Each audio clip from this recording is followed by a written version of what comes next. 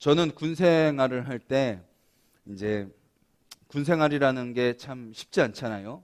쉽지 않고 아무리 뭐 좋아졌다고 해도 그 나름대로 당사자한테는 쉽지 않은 겁니다. 그런데 저는 사실 군 생활이 그렇게 힘들지 않았습니다.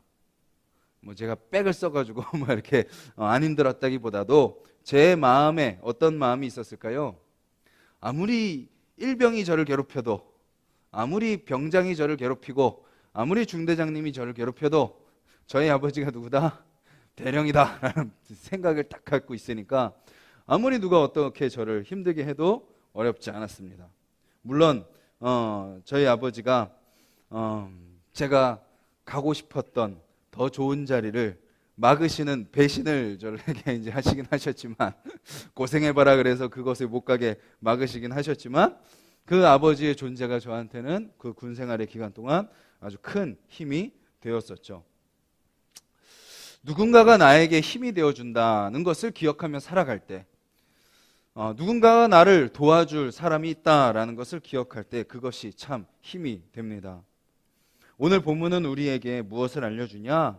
바로 하나님이 나의 편이 되어주신다라는 것을 알려주고 있습니다. 25절을 한번 보시겠어요? 25절에 보면 이렇게 말씀하고 계십니다. 여호와의 말씀이니라. 온 세계를 멸하는 멸망의 사나 보라. 나는 내 무엇이라? 원수라 라고 표현합니다. 나의 손을 내 위에 펴서 너를 바위에서 굴리고 너로 불탄 산이 되게 할 것이니. 이것은 무엇을 말하나요? 하나님의 백성의 원수는 누구의 백성인가요? 누구의 원수인가요? 하나님의 원수다라는 겁니다. 나를 힘들게 하는 어떤 대적이 있습니다. 나를 힘들게 하는 상황이 있습니다. 나를 힘들게 하는 사람이 있습니다. 그 힘들게 하는 사람, 나의 원수는 누구의 원수라고요? 하나님의 원수와 같다라는 것입니다. 하나님이 나의 편이시라는 거죠. 그래서 그 앞에 24절을 보면 뭐라고 말씀하고 계세요? 너희 눈앞에서 그들이 시온에서 모든 악을 행한 대로 내가 바벨론과 갈대아 모든 주민에게 뭐 하리라? 갚으리라. 나의 원수를 향해서 똑같이 하나님도 그의 원수가 되어주시는데 어떻게 하신다고요? 하나님의 백성의 원수가 하나님의 백성에게 행한 것을 누가 갚아주신다고요? 하나님이 행해 주신다. 하나님이 갚아주신다라고 말씀하고 계시는 것입니다. 그리고 그 앞에 나오는 20절에서 24절은 무엇을 이야기하고 계시나요? 바벨론을 향한 심판의 말씀이죠. 바벨론을 향한 심판의 말씀입니다. 자기의 힘이 자기 것인 줄 알고 끝도 없이 교만한 바벨론을 하나님이 아예 그냥 다 철저히 심판을 말씀하십니다. 이것은 무엇을 알려주죠? 내가 전부가 아니라는 것입니다. 다른 누가 또 있다는 거죠. 우리 힘이 제일 셀 줄 알았는데 또 다른 나라가 우리를 침략해서 우리를 무너뜨린다라는 것입니다. 그런데 나의 존재뿐만 아니라 그 사람의 존재뿐만 아니라 또 그 모든 사람 위에 누가 계세요? 하나님이 계시다라는 것이죠. 하나님이 계셔서 모든 사람을 다스리고 계시다라는 것을 알려주고 있습니다. 그리고 또한 29절은요 이렇게 이야기하고 계십니다. 땅이 진동하며 소용돌이 치나니 이는 여호와께서 바벨론을 쳐서 그 땅으로 황폐하게 하여 주민이 없게 할 계획이 섰음이라. 하나님은 이미 무엇을 하고 계세요?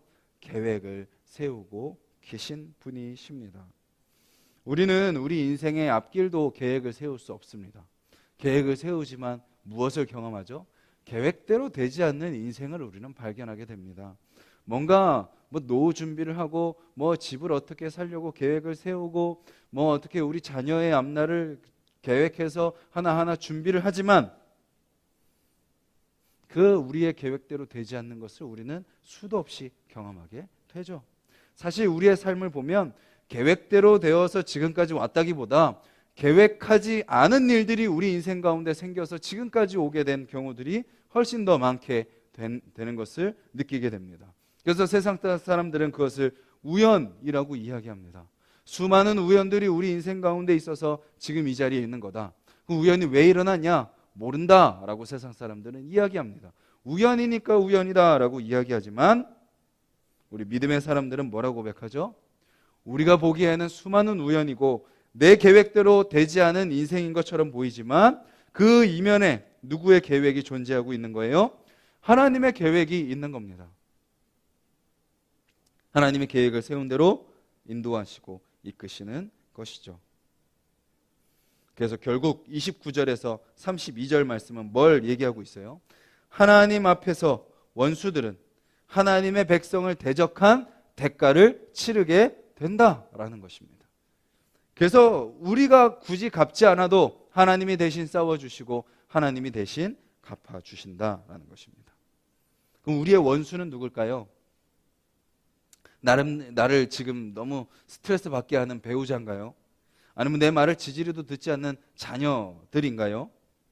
아니면 누군가 직장에서 나를 힘들게 하는 그 사람인가요? 아니면 나를 둘러싼 이런 상황인가요? 우리에게 진짜 원수는 누구죠? 사단입니다. 사람을 통해서, 상황을 통해서 우리를 힘들게 합니다. 좌절하게 합니다. 나의 배우자, 자녀, 어떤 그 사람, 상황, 그것이 우리의 원수가 절대로 아닙니다. 사단이 그 모든 상황과 사람을 통해서 우리를 넘어뜨리려고 하는 거죠. 그때마다 우리는 어떻게 반응하죠? 놀랍게도 너무나도 쉽게 사단에게 넘어집니다. 무릎을 꿇죠. 그것을 어떻게 할 수 있죠? 원수가 우리에게 하는 대로 우리도 똑같이 하고 있다면 우리는 넘어져 있는 겁니다. 사단에게 진 거죠. 원수에게 넘어지고 만 것입니다. 그리고 또 어떻게 해요? 분이 풀리지 않아서 두고두고 미워합니다. 원망합니다. 꼴 보기 싫어합니다. 그것이 우리의 마음입니다. 사단이 우리의 마음을 넘어뜨릴 때 그냥 너무나도 쉽게 무너지고, 분노하게 할 때 너무나도 쉽게 분노하고, 좌절하게 만들 때 너무나도 쉽게 좌절해버리는 모습, 우리의 모습인 거죠. 우리의 힘으로 그런 사단을 이길 수 없는 것 같습니다. 믿음으로 산다고 서지만 또 며칠 안 돼가지고 또 무너지는 우리의 모습을 너무나도 쉽게 보게 되는 거죠. 근데 오늘 본문은 우리에게 분명하게 선포합니다. 우리의 원수는 누구의 원수라고요? 하나님의 원수입니다. 우리의 원수를 누가 갚으신다고요? 하나님이 갚아주신다라는 것입니다. 우리가 아까 찬양으로 고백한 것처럼 하나님이 우리의 가장 좋은 친구이시기에, 우리의 편이시기에 우리의 모든 것을 그 주님이 대신 해결해 주신다라는 거죠. 우리는 기억해야 됩니다. 우리의 문제가 전부가 절대로 아닙니다. 우리를 힘들게 하는 사람도 결코 전부가 아닙니다. 거기에 나의 힘으로만 맞서야 되는 것도 아닙니다. 그리고 내 힘으로 맞설 수 없기 때문에 좌절할 필요도 없습니다. 왜죠?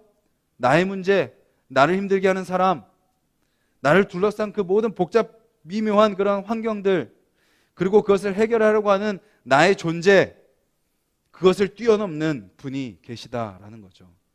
그분이 바로 우리의 친구 되시는 하나님이십니다. 하나님은 우리의 문제보다 크십니다. 하나님은 우리를 힘들게 하는 그 상대방보다도 크십니다. 하나님은 우리를 둘러싼 그 수많은 상황과 비교할 수 없는 분이십니다. 그리고 그 하나님은 나 자신보다 크시다는 것은 말할 필요도 없겠죠. 그런데 놀랍게도 우리는 그 하나님을 신뢰하지 않습니다. 그러니까 좌절하는 거죠. 그러니까 절망하는 거죠. 그러니까 두려워하고, 그러니까 분노하고, 그러니까 내 힘으로 어떻게 해보려고 발버둥치고 있는 것입니다. 그것이 우리가 하나님을 나의 친구로 여기지 않는 거죠. 문제보다 크신 하나님, 나를 힘들게 하는 그 사람보다 크신 하나님, 그리고 그 앞에서 아무것도 할 수 없는 나 자신보다도 크신 하나님, 그렇기에 그 하나님이 우리의 친구 되시기에 우리는 뭐 할 수 있어요? 이 새벽을 깨우며 기도할 수 있는 겁니다. 그 하나님이 우리의 기도를 들으시기에 우리는 그 하나님께 기도할 수 있는 거죠. 그런데 기도를 할 때 우리가 느끼는 건 뭔가요? 우리가 힘들어하는 것보다, 우리가 아파하는 것보다 이미 주님이 더 아파하시고 더 힘들어하고 계시다라는 것입니다. 그리고 또 그렇게 주님의 마음을 느끼며 기도하며 우리는 뭘 할 수 있나요? 믿음으로 힘들지만 한 걸음 한 걸음 걸어가다 보면 우리는 무엇을 깨닫게 되죠? 아, 주님이 이미 다 준비해 놓으셨구나 라는 것을 깨닫게 됩니다. 그 순간이 끝인 줄 알았는데, 그 사람이 전부인 줄 알았는데, 그 앞에서 아무것도 할 수 없는 나의 존재가 정말 무가치하다고 생각했는데, 그래도 하나님을 바라보고 믿음으로 한 걸음 한 걸음 걸어가고 나서 뒤를 보러 돌아보고 생각해 봤더니 누가 다 계획해 놓으셨어요? 하나님이 계획해 놓으셨음을 깨닫게 되는 겁니다. 이스라엘 백성을 보면 그렇죠. 하나님이 아브라함을 선택하셔서 믿음의 백성을 시작하셨습니다. 믿음의 백성을 이루셨습니다. 그리고 사사들을 세우시고 이스라엘 백성들을 인도하시고, 하나님께 순종하지 않는 사울 왕을 미리 하시고 그 다윗 왕을 다시 세우시고, 또 선지자들을 보내셔서 복음을 선포하시고, 또 이방 나라에까지 가셔서 회개를 선포하시고, 엘리야 시대에 엘리야밖에 남지 않은 것 같았는데 몇 명을 남겨두셨어요? 7,000명의 하나님의 사람들을 남겨놓으시고, 또 구약 시대부터 선지자들을 통하여 예수님을 예언하시고 예수님을 하나님의 때에 보내주셔서 우리를 구원해 주신 것, 이것이 다 우리가 열심히 노력해서 이뤄낸 것이 아니라 하나님이 우리를 미리 하시고 이 온 열방을 미리 하시고 계획하신 대로 이뤄가신 모습이다라는 것이죠.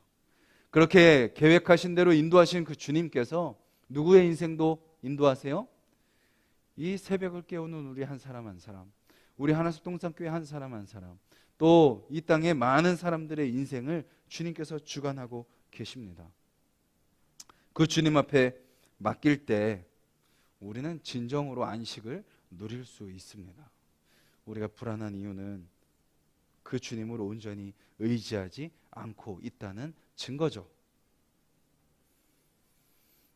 우리의 친구 되시는 그 주님, 그 주님이 우리의 모든 것을 다 알고 계시고 계획한 대로 이루신다는 것을 우리가 이 새벽에 다시 그것을 신뢰하며 살아가게 해달라고 주님 앞에 기도하는 우리의 삶이 되기를 간절히 소망합니다. 그래서 우리의 마음에 불안과 염려와 걱정과 근심과 또 원망과 불평들, 그것으로 가득 찬 인생, 그래서 그것을 위해서 치열하게 나의 힘으로 살아가고 나의 힘으로 이뤄내기 위해 노력하는 인생, 그것이 아니라 그 주님 안에 내 인생의 정답이 있고 그 주님이 나의 모든 인생을 계획하신 대로 인도하심을 믿고 그 주님을 신뢰함으로 다 맡기고 주님이 인도하시는 대로 믿고 따라가는 삶. 그래서 그 주님이 계획하신 우리가 생각할 수 없는 더 크고 놀라운 것을 우리를 통하여 이루시는 그 하나님을 기대하고 경험하며 살아가는 오늘 하루가 되시기를 주님의 이름으로 간절히 소망합니다.